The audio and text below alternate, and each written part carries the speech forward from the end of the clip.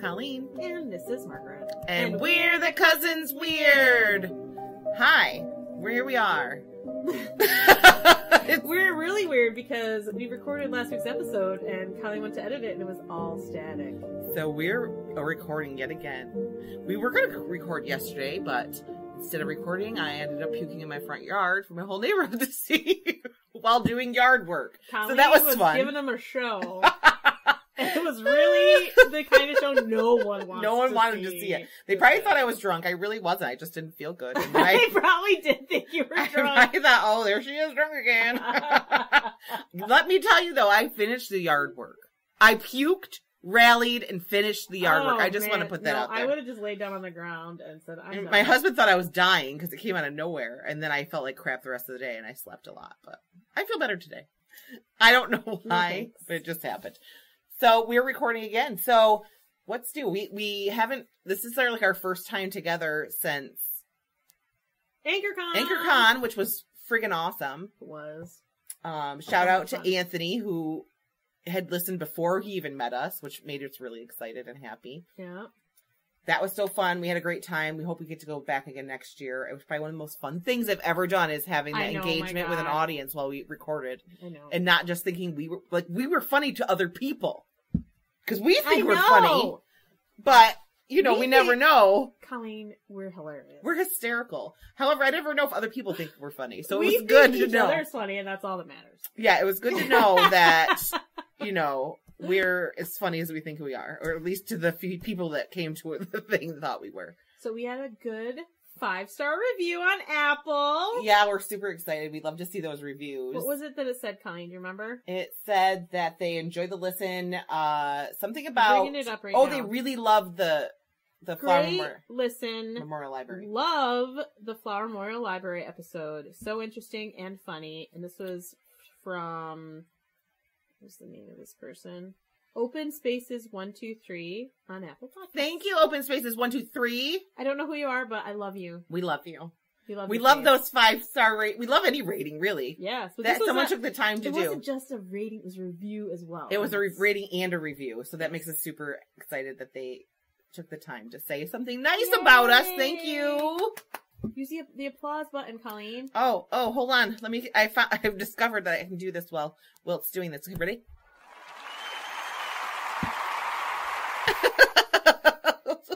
Because we're that cheesy. Oh, yeah, we are. Okay, so, do you want to get into it? Let's get into it because, why not? We've done this once. Let's do it again. I will say, though, that I work right next to a Dunkin' Donuts, and I'm drinking Coke Zero, and it's giving me the burpees, so I apologize. So, yay, because I'm that ladylike.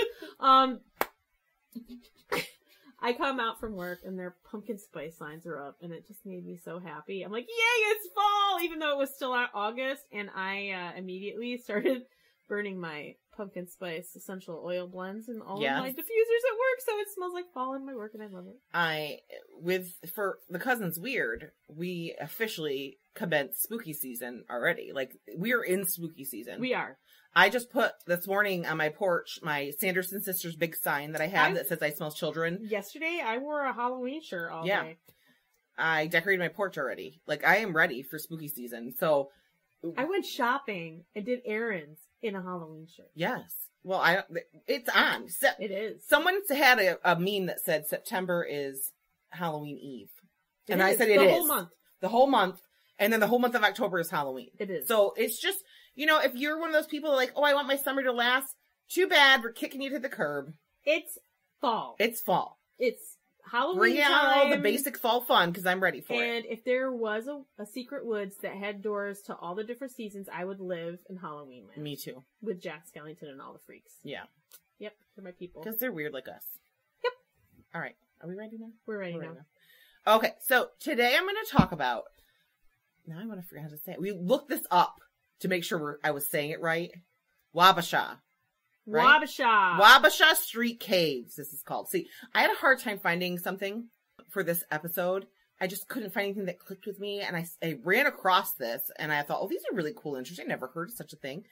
And then I found out they're haunted. So I'm like, oh, this is all about me. Cool and haunted. So they look like a mini castle, and it's built on the side of a cliff. They're located in Saint Paul on Washaba Street, Saint Paul, Minnesota. Minnesota. The caves have a varied and strange history. So I'm going to tell you about everything, what the caves are, and all the weird stuff that happened there. Yes. It's exciting. So before the area was colonized, you know, and the Europeans brought disease over and did awful things, the indigenous people would use the naturally formed caves that were built out of the soft sandstone from the Mississippi River, which geographically challenged mind of mine. I did not realize the Mississippi was in Minnesota.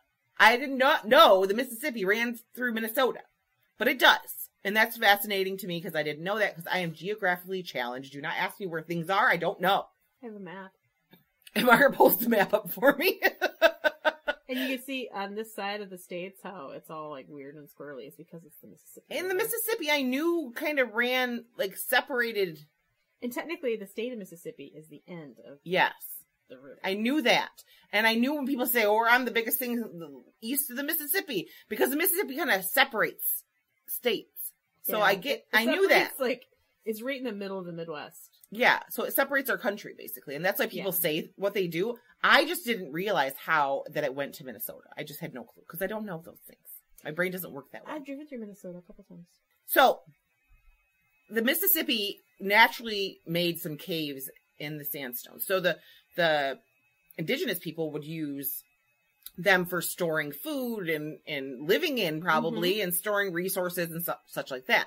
So then I know we're jumping ahead, in the 1840s, so some of those naturally formed caves were enlarged and carved out to use as mining because they found silica sand in there and that was used in glass production. So that was the first use when they started utilizing the caves in more quote unquote modern times. They were mining them for silica so they could make glass. These large caves had a cool and damp environment, which became a perfect habitat for mushrooms.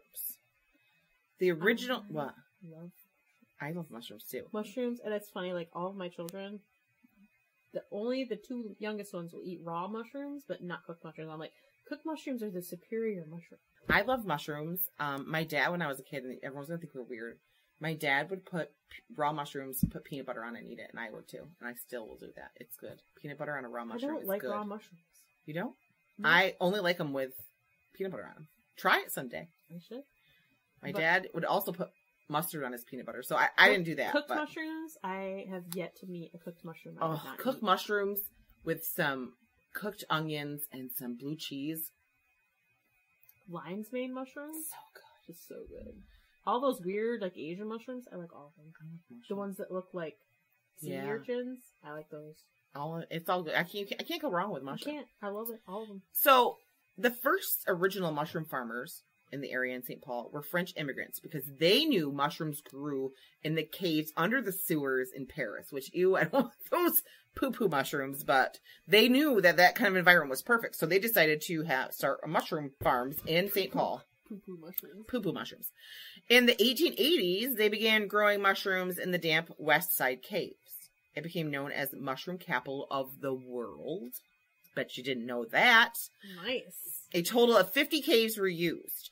Throughout, like when the Mississippi ran through the town, Plato, Water, and Joy Streets, or what they're called now, that area was called Mushroom Valley. And what do you think of when you hear Mushroom Valley? Mario Kart. I want to live in Mushroom Valley. I know, me too. It sounds fun. I want to ride with a Mario Kart cart to work. I know, right? So there was a farmer. His name was Albert Mouchnote, which is probably not how you say his name, but it's fine. He was a French immigrant, and he arrived in St. Paul's in the early 1900s, and he purchased the Washaba Street Caves as we know them today for his mushroom farming. So these were the biggest, bestest of caves. Albert started growing mushrooms. His goal was to grow mushrooms for the area. He wanted to be the best farmer in this area. But the caves are so big, and he was able to produce so much, he started shipping them all over the country. So he made it big as he's the most famous mushroom farmer in that area. I am the person, pizza has to have mushrooms I love on mushrooms it. I would take mushrooms over cheese. Mushrooms are more important than cheese, in my opinion. Because I was a vegan and I ate a lot of cheese-free pizzas in my day, and his mushrooms are they were more important. They were more important. One of the largest caves is 35 feet tall and has at least a mile of passages. So the caves kind of interconnect as they go through. Like I said, they were used for mining, so they would build the cave, mine, then move on to another area, and then build a cave, mine.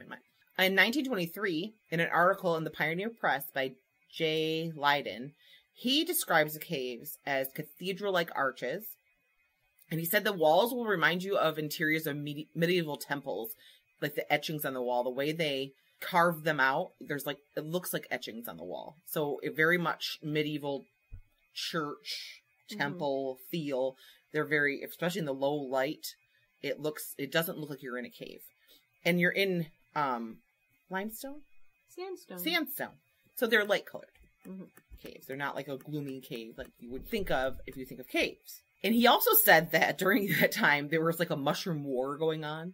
The mushroom farmers would be like, so they would they'd buy their caves up and they'd have their sales or their mushroom garden farming happening. And then they would dig themselves around the other mushroom farmers' cave. So that one can't go through and get bigger. And when you said mushroom war, I instantly thought, what do they use? Shoot turtle shells at each other? I know, right? Yeah. So they dug around each other's caves so they couldn't make their caves bigger and make little holes in the bottom of the wall to shoot their turtle shells. Yes. I'm such a dork. During the 1920s, Saint Paul became a safe haven for gangsters. And this was also during Prohibition. So I know Margaret taught me something last time about, actually we talked about this, about Saint Paul. Oh yeah, it was, and I learned this from listening to the last podcast on the left, their series on the Barker Carpus gang, and Ma Barker. Like St. Louis was like a safe haven type of a city. St. Paul. They, the government of St. Paul were like, we won't, the lawmakers and right, such. like we'll only arrest you if you do crimes in St. Paul. If you go outside St. Paul and do crimes and come back here, we won't worry. You don't have to worry about it. Like we're not going to hurt you. So like all the surrounding towns hated it because they're all getting like bank robbery and holdups and all this other stuff, and then they just go back to St. Paul and they're safe, and the St. Paul police aren't going to do anything to them. Right. So this article didn't talk about that, but it did say it was a safe haven for them, so that makes perfect sense why it was considered that. So Albert Mauchnot, or Mauchnati, I don't know how to say his name. He's a smart man. He was a businessman. And he was like, okay, Prohibition's here. We got mobsters hanging out around here. How can I profit off this? So he decided to take his main cave, Washaba, because he bought the Washaba Street Caves, and he opened the first speakeasy in the area. It had its own whiskey gin. The gin was in its own cave. Cave number 7 was what the cave was. They quietly called it the Washaba Street Speakeasy. And when word got out throughout the Twin Cities what was going on there and how you can go get some really good whiskey, everyone was going to that speakeasy, which attract more mobsters to the area, or gangsters of the time to the area. And they would come and dance and gamble and drink and see some ladies of the night. Obviously, they would be there. So they had a nice job, a place to work spending money. And Albert, the mushroom farmer, spending money and doing crimes. That's right. He, was smart. He utilized a need. He saw a need and he filled it using his caves, which is what a better place to have a speakeasy than a cave. Totally off subject here, but my 8-year-old was playing Minecraft at home before I got here. Yeah. And it's like dirty when the kids don't understand that it's dirty. What? Like, she's like, because they use their tools or their hands. They make a fist and they punch stuff and they collect the resource. And right. I get wood from my fist. And Ruben's like, I do too. I've done that before. I'm like,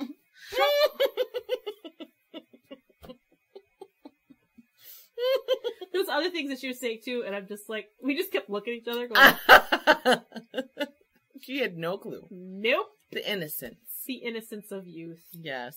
Of childhood. I know. And then you get old. The caves made you think that because they were mining in the caves. You said something and it was vaguely dirty, and I'm like, I did? Yeah, something you said and it Ladies made me, of the Night? It made me think, no, it's something you said made me think of that. Oh. I'm like, well, once Prohibition was over, was phasing out, his daughter, Josie, and her husband, William Lehman, decided to open a nightclub in where the speakeasy was. And it was called the Castle Royale, and that was in 1933. It was the first place in the city that received a liquor license after Prohibition. And this was a fancy hoity-toity nightclub. Mm-hmm. Not just anybody could walk into this place. This food was pricey. They said it was like $1 a plate, which $1 at the time was a week's worth of groceries.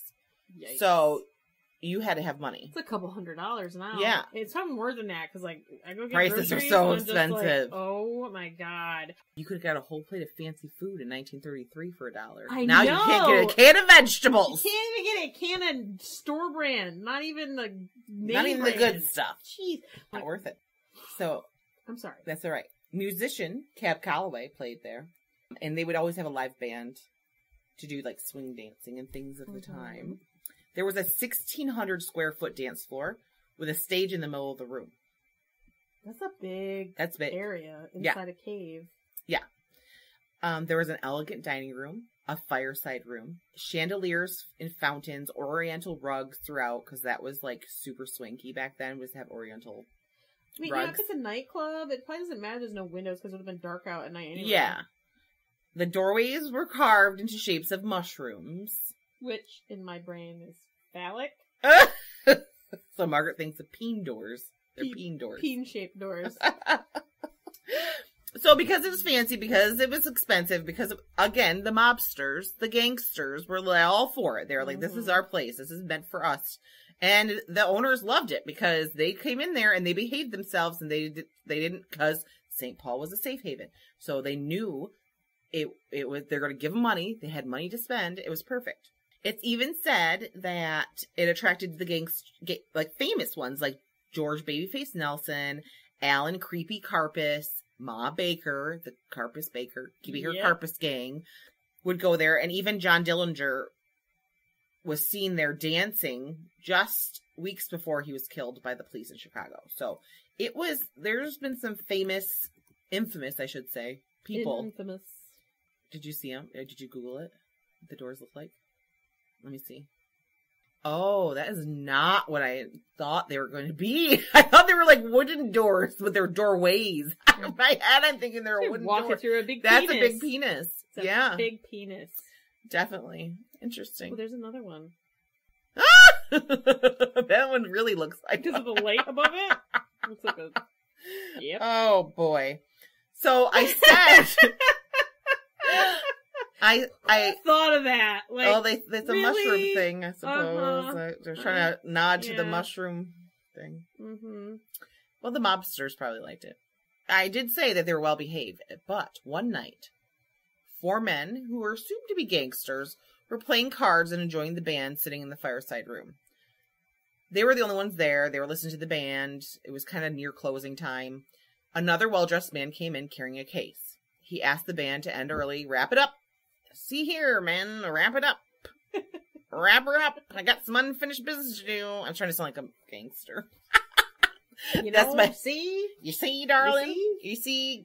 Check out those gams. Really bad at it. So he tells the band, get out.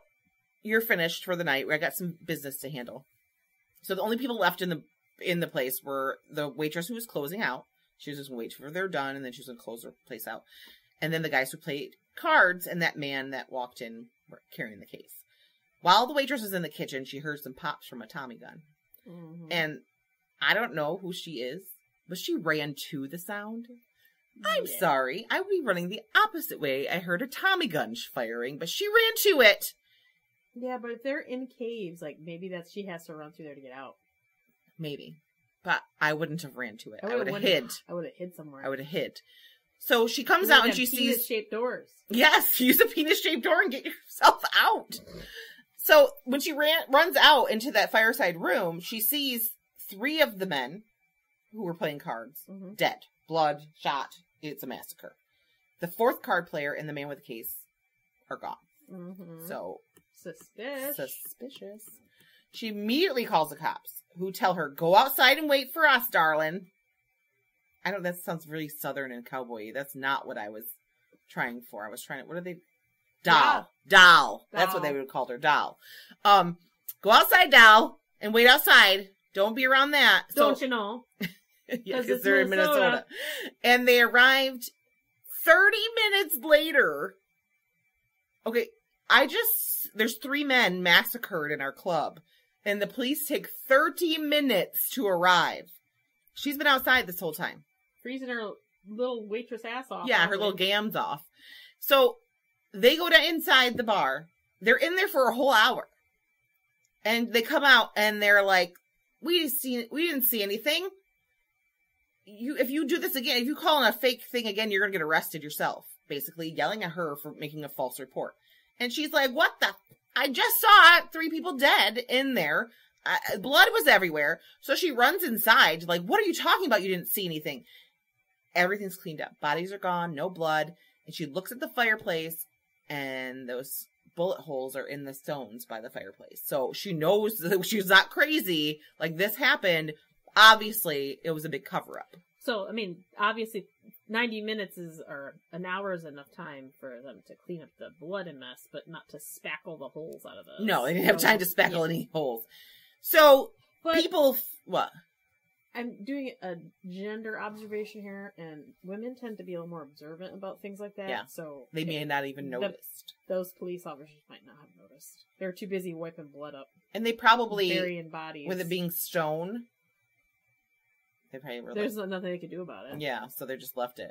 So no one will notice. So there's only one way out of this. So those 3 men obviously had been dragged deeper into the caves and buried. So they're there still. The police and the gangsters probably had an arrangement in the area. They already knew they did, so I'm sure they got the heads up that this was happening. And most of those men would, any amount, like, there's a right amount of money to... Oh, yeah. I mean, they already had arrangement with them if they didn't do so. So I'm sure they gave them a heads up, like, hey, we need to take these guys out for whatever reason. And the cops looked the other way. And they pretended nothing happened and that she was nuts. Poor lady. I wouldn't want to go back to work again. I would never. Nope. Be done. So at the beginning of World War II, the Castle Royale shuts down. They actually, at the time, considered using the caves as a bomb shelter, but they never had to do it. They thought maybe these would be safe enough for people to go into, because you can see, like, there's some brick reinforcement inside the caves and stuff, so and I'll post pictures of it so you can see, like, there are supports within the caves, so they can't collapse upon you. So they thought maybe they would be a good place. So a professor, during World War II, a professor at the University of Minnesota, describes Minnesota. You have to say it like that. He figured out that the caves replicated the conditions in the Roquefort Caves. Roquefort Caves in France. For Roquefort cheese. And they would specifically age blue cheese. Right? Yes. So he was determined to make Saint Paul the blue cheese capital of North America. And so didn't I say my favorite things are blue cheese and mushrooms together? Yeah. And they're done right in those caves. I need to go there and eat both. Yes. But I think, I could be wrong. If I'm wrong, send me an email. Let me know. Roquefort cheese and blue cheese. Well, I know Roquefort cheese has the same type. It's like a penicillin. It's the same kind of bacteria as it's penicillin. Right. It's like a starter. So, if you get hurt... You can eat that and cure yourself? Rub it in your wound. And, good. And rub some cheese in there. Rub the blue kind. Just the blue veins. That's the blue part is the penicillin part. You just rub that in your gunshot wound. And keep you from getting septic. And you'll stink like stinky Well, that's cheese. perfect during the war. They could have done that. Great. They knew what That was. Yeah, that wasn't. So anyway, Hopefully your doctor had a cheese habit and cheese fingers. He's digging in your bullet wound with his cheese fingers. Oh, he's cured. Oh, that one didn't get all red and pussy. I wonder why. So during World War II, when they started, he said, I'm going to make this into the blue cheese capital of the world, of North America. It worked out in his favor because French imports were cut off. Mm-hmm. So we weren't getting that. So it boosted sales of domestic cheese. And Saint Paul alone produced 3 million pounds of it in 1941. 3 million pounds. Wow. That's a shit ton of cheese. Yeah. I want 3 million pounds of cheese. You're just going to get more blue the longer you got it. The Castle Royale was actually rented out to Land O'Lakes Cheese from 1940 to 1953. And Kraft too, right? And Kraft rented a cave there also. Not only did that happen there, but also beer production, because there was a German that moved to Saint Paul, and he realized that there was no lager in the U.S., in America. There was only European and American ales. And he knew lagers could be aged in those caves. They had the right temperature. So he started creating, not in the same caves, but in caves down in St. Paul. This beer kind of tastes like mushrooms and blue cheese. Ew. I kind of like it. I love cheese flavored beer. So his beer, he actually called it, oh shoot, now I can't remember. And I never wrote it down. I remembered I was going to look that up before this and I forgot. But anyway, his motto was cave aged beer. And they had like these cone caps on them. Weird cone things on the tops to help with it. So they were able to make beer in those caves. And they had blue cheese going on during World War II. You could hide in there and you'd be set. You have cheese and mushrooms for your dinner, and you drink beer all day. Yeah, because mushrooms were still being grown in other caves, even in the Washaba Street Cave, because there were so many. There's 50 caves there. I'm sure there's just some growing in there that are just growing. Yeah, and that is the destination vacation I want. I know, right? Blue cheese, mushrooms, and beer. Sounds good. I'm good. But mushrooms actually were a huge thing in St. Paul's until the 80s. So for 100 years, they were like highly known for their mushroom production or growth or whatever. And then, but the cheese and the beer phased out when refrigeration and hygiene and, health and sanitary stuff got better. They decided they could control it better in refrigerated areas. I think we've gone backwards a little bit there with like biodiversity and organic farming with growing human manure. Yeah. And well, with the mushrooms, they took them out of the caves. What? Human manure? Human poop? Mm. Oh no, I don't like that. Human manure, that's like a thing. I don't like that. Where they use those composting toilets and then they use the compost to fertilize their vegetables. I know a cow eats grass. I know what people put in them. I don't want their poop on my food. Now I'm just ruined. Yeah, human manure. Thanks, Margaret. I don't know if you can, but I mean, there are so many laws about agriculture and like. You can't just whip your poop out into the field. Yeah, if the produce is being grown for food, like to eat, you have to stop fertilizing it after a certain amount of time. Oh. And I think most people that do human manure, they're selling it like farm markets. I don't like They're not selling to the grocery store. Like, who knows if you're buying Margaret organic produce from some guy up the road and they're using their own poop as fertilizer. She's ruining it for me. I worked at a health food store and I learned all kinds of stuff I didn't want to. But yeah, it's called human manure. No. I was like, I don't want human manure. I don't want it. Anyway. Sorry. They stopped doing the beer and cheese because of refrigeration. But the caves have been, first we started out for indigenous people using them to store things. Then they became mined for silica. Then they were mushrooms. Then they were a club and a speakeasy. Then they were cheese and beer. They were also brewed whiskey. And whiskey brewing, whiskey gin. So there's so many things that these caves have been. It's pretty cool. Yeah. In the 1960s, they actually assessed the caves to see if they could be a fallout shelter because we didn't know during the Cuban Cold War. Yeah. Oh, yeah. And then in the 70s, Castle Royale opens again as a new discotheque. Nude? New! Like, I don't want to go to a nude discotheque. New, Margaret! Can you imagine dancing disco with no clothes on? I mean, some people might like it. I I have don't too know. much chest. I don't need that happening. I would give myself a black eye. Anyway, that was called the Castle Royal. Castle Royal 2. Sadly, soon after it opened, a flood in the Mississippi River wiped out a ton of stuff in Saint Paul, and the city I don't know how they can take ownership of something. The city can do it. Not repossessed, because it wasn't because they didn't pay.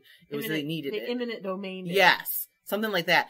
And they were pushing all the debris, flood debris, into the caves, which sucks. Stupid. It's like, we don't want to deal with this. We're just going to shove it everywhere. Yeah, so that's what they didn't know what else to do, so they shoved it in there. And some of those caves still have it. Clean your room and you shoved everything under your bed. Yeah, that's what the city did, into the caves.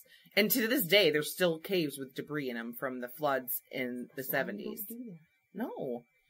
So the Castle Royale eventually was purchased by the Bremer Construction. There was a husband and wife that purchased it in 1992, and they turned it into what it is today, the Washaba Street Caves. And it's a 12... No, it's 12... Today, it's a 1,200... No. Callie can't talk. Today, it's a 12,000 square foot event venue rental space. Okay. Okay? 12,000. Yes, that's what they turned it into. They host tours there. They have historic, gangster themed, spirits and shady ladies tour. I need to do that. Yes. Lost Souls. And in October, they go a Ghost and Graves tour there. Inside the caves, you still see architecture from the styles of the past. So you can see things that are from the 20s and the 30s and the 70s still in the area. The original mushroom penis doors are still The ballroom is an old Hollywood style, so it has that Art Deco kind of thing going on in there. And there's a whole hallway framed with pictures of the gangsters that are said to have, been there. Cool. Which is cool.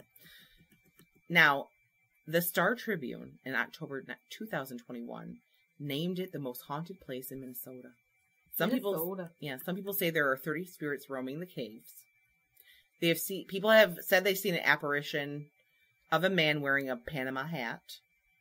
They've seen an apparition of a man and a woman that meet at the bar every night at 3 a.m., which is kind of cute. In the 70s, there was a manager at the Castle Royale 2 and a staff member that said they saw an apparition of a man dressed in a 20s gangster style with a Panama hat walking towards them in the hallway. Now the managers described him having cold eyes and a hostile demeanor. I don't want to meet him. He said he walked right past them and disappeared into the wall, and they got the shit out of there. They were like, would never go. We're out. I would never go alone. No. The 3 gangsters that were killed and are said to be buried in there can be seen enjoying music and events that are held in the building and the caves. So they are assuming there's 3 men dressed in gangsters. They're assuming that's who they are. And they apparently have a soft spot for kids. So the owners that bought it in 92, the what did I call them? Whatever their name are. The owners in 2005 were cleaning the caves, and their younger son was with them. He was playing ball. He's probably like 10. He was bouncing the ball off the wall. And when he was bouncing it, it flew back and went into the men's bathroom. And when he went in the men's bathroom, he picked up the ball, he looked up, and there was a man standing there, kind of misty. And he was fixing his tie, straightening his tie, gave the kid a little wink and a smile, and disappeared. So they're thinking he's probably one of the gangster guys, and they're checking himself out. Then one time there was a wedding held in the caves, and there was a young boy, part of the wedding party. He probably was a ring bearer or something. And he told, at the end of it, he said to the wedding party that he had fun playing with those men. which is a little creepy. Yeah, you think? I'd be and like... this is in the 2000s. What men are you talking about? I'm gonna go kick their ass. Apparently they didn't think much of it. No one thought much of it. What is wrong with them? I'm sorry. If my young child came out, I had fun playing with those men, I'd be like, what men were you playing with? Because they need to get their asses kicked right now. No one thought much of it until the bride and groom got their pictures back. And there was a picture of the boy. He's sitting alone at a table with a big smile on his face. And surrounding him are 3 misty apparitions. Nope. So the bride and groom actually sent the Washaba Street Cave venue the picture. So when you do the tours, you can see the picture. But I didn't find it online. So I'm thinking they keep that under wraps. So you have to just go to the tour to see it. Yeah. I'm gonna look again a little harder to see if I can find it. But people believe that the 3 misty figures around him are those 3 guys that got murdered. Yikes. Yeah. But they were nice, I guess. Yeah, he had fun with them. They could have had families and... Yeah, maybe they had their own kids and they're just trying to... There, so they're trying to have fun their own way. Grown adults should not be having fun with the young children unless it's their own child or related to them in some way. Without permission from the parent and the parent being there. Okay. Nobody. Guests who come to the tours, who come to the events have said they've seen a translucent looking man wearing 1920s clothes roaming and walking the halls. In the back section of the caves, like way in the back, like not where the events are held, the staff say that you can hear your name being called and no one else is there. And don't you be saying my name. No. Don't be whispering my name. I don't be like touching that. Me. Don't be messing with my hair. No, don't touch my hair. Don't touch me. Nope. They also said that some are mischievous and they've been pushed and pinched. Now, thinking of 20s gangsters pinching women's asses, that's all I can think of. As me too. And no thank you, sir. No, I do not consent. I do not.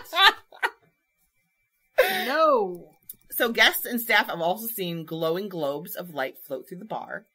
They also see orbs that change color and size, and people have actually captured that on camera. So there's camera of that stuff. And we all know that like that kind of stuff is said to be spirits. There's been plays held there because they have a stage and events. So there's been plays that happen. And during rehearsal, actors have said they look out from the stage and they see a misty apparition of a busboy. Looks like from the 20s or 30s. Just kind of leaning against a table, hanging out, watching them. And he'll just disappear out of nowhere. He's enjoying the show. He was just kind of watching the show. And another time, 7 actors and a director were rehearsing for the play. No one else was in the place. They were alone. They all swore, they said, that there was an apparition of a man sitting at the table in 1920s clothing watching them. People who separate from groups during tours say they hear muffled sound of a 30s big band orchestra start playing or band play.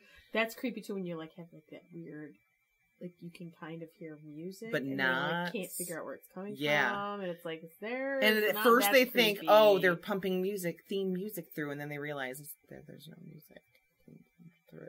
A lot of people think that there's still some band members that are actually spirits in the caves too. They probably spend a lot of time there. You know, one specific cave is a hotbed for paranormal activity. It's kind of small. And many people have seen the spirit of a woman who seems to be upset and looking for someone or something. They don't know who she is or what she's looking for, but she seems very distraught. One time a medium was on a tour and she got to that cave and she was like, I'm picking up on something. A woman, she's very restless. And they were like, yeah, this is the cave that lady's always seen. She didn't see her, but she felt her. And she's even been caught on camera, which I need to find a picture. Is it the waitress? I don't know. That's what I wondered. Like looking for those bodies after it happened or looking for the police when it happened. I guarantee you, if I worked there and that was me and I had no choice but to go back to work because I had bills, I would be spending my free time in my Briggs looking for dug up places where the bodies were. Like where are those bodies? So I'm wondering if that's what she's doing. I don't know. And again, in the 30s, you'd probably be afraid if you found it that they I wouldn't. Next. Yeah. Nope. The owners that originally bought it in 92 owned it until recently. November of 2020, it closed down due to COVID. They just couldn't maintain it any longer. And they ended up selling it last year. The woman that took it over, she just happened to stumble upon that it was for sale. And she's like, I'm buying it. And she just bought it. But she really loves the idea that it's a haunt. The history behind it, the hauntings in it. She's continuing on the tour. She's continuing on all the things that they were already doing in there to keep it alive because she sees it. Her name's Faith Pond, and she sees it as like a great thing in the area. Yeah, like the history is amazing. But she said that she was very unnerved at time that when all the candles were turned on, but no one there did it. Like they all just lit up at once. And she said turned on, so I'm wondering if they were like better, like remote ones or something. I actually just got some candles for my room, and they're made of wax, but they're LED, and they have an on-off switch, and you can have a remote. Yeah, so I'm thinking, I'm wondering if that's what it was, but they all came on at once. And she says that we have reports of 2 ghosts that hang out at the end of the bar. So there's those man and woman that meet. And she talked about the shootout that happened, and that the bodies are still in the building, and those men are still haunting it. They also do every Thursday night, they have like swing dance night, and you can go dance, and people dress up, and they go and dance, and they have a big band that plays. And they also have like all sorts of different things going on all the time, like different events. You can rent the place out, but it's really cool because there's so much history, and I had no clue that this was a thing. Yeah, it sounds fun. So it was really neat. I want to go check it out. I know, me too. Very interesting. So that's another place I want to add to my list of places to go. Yes. We have a very long list. But when we go, we'll have some blue cheese, some mushrooms. And some lager. And go dance in the ballroom. Yeah. I want to see it go. I want to dance with one of them. But they better not pinch me. With one of them gangsters who tells me I got nice gams. Yeah. But they better not pinch me. I would not be happy about it. No pinching on my gams. Don't be pinching my butt. I don't know. I hope I don't see the ghost of Ma Bar, because from what I've heard, she was rather unpleasant. She's scary. Well, I think a lot of them are, and you ever, like, old movies of gangsters and stuff, you watch them and they're always kind of homely. Like, some of the guys were, like, some of the most homely people I've seen. Was she homely, too? I've never seen a picture of her. Keep talking. Okay. She had lots of lovers. Even, too. Like, when you watch, like, The Sopranos and stuff, there were some, like, people with real exaggerated features. Yes. Like, why are their features so exaggerated? I'm not trying to shame someone on how they look. Oh, she's scary. She's like a face like a frying pan. You can tell she meant business, too. You don't want to make her mad. Oh, here's her dead. Where's the creepy guy? After they got Ew. I want to see what creepy Carpus looks like. I want to know why was he called creepy again?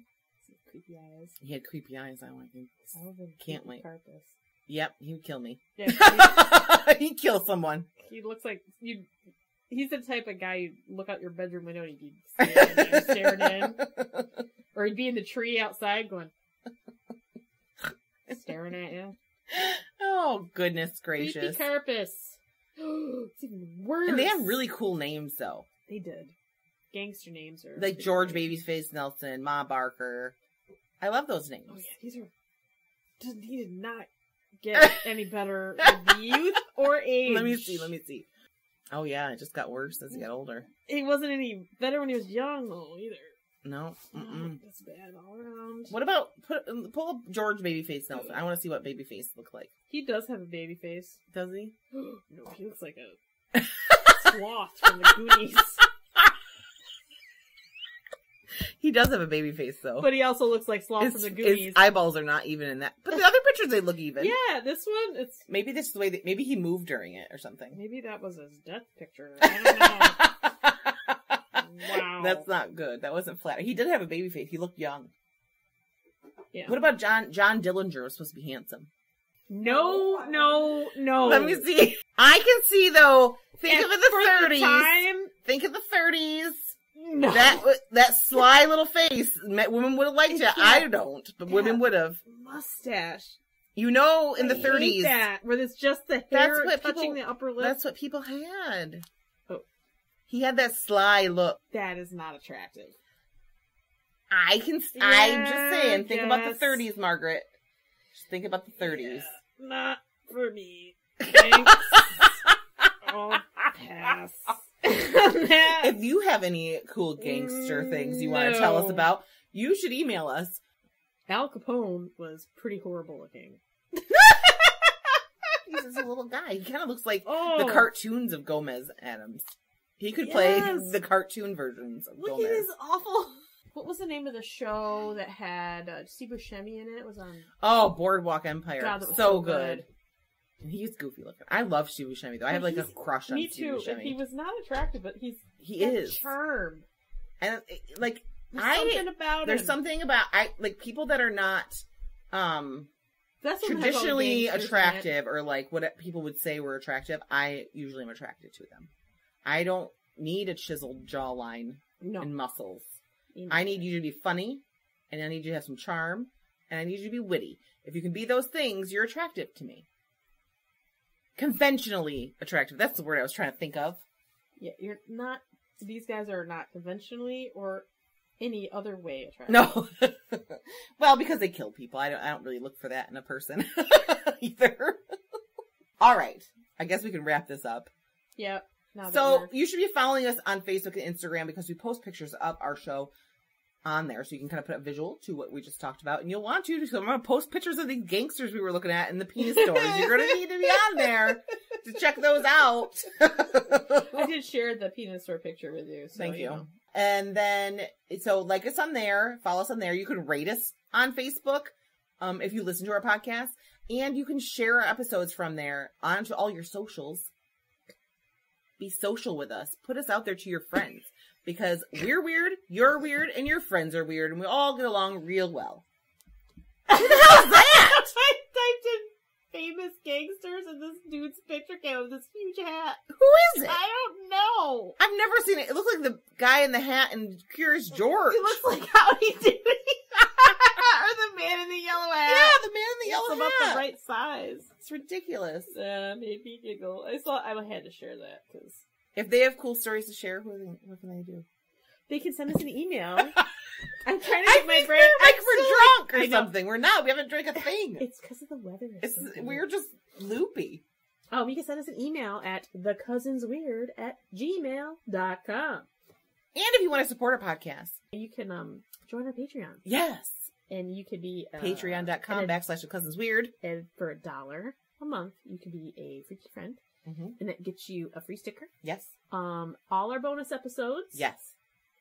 And then you could go for $5 a month. And then you could be a terrible trender. Yeah. And that gets you a free sticker, ad-free episodes, bonus episodes, a free yearly gift, and a monthly one-on-one chat with us, directly with us and the rest of other Patreons. So you can do that, and we will think you're awesome. And you know how excited we got when we got our rating with a review. So you could be the first one to review us on Facebook. You should do that. Run right now to Facebook and give us a review. Yes. You'll make us so happy. You will. For sure. I think that's a wrap. Do you think we gotta stop while we can? It's stop while we're ahead. This is gone a mess. Off the rails. This is a disaster. Like, way off the rails. Wow. Definitely. You gotta end it. I'm just waiting for you to end it. Stay freaky. Bye. Bye.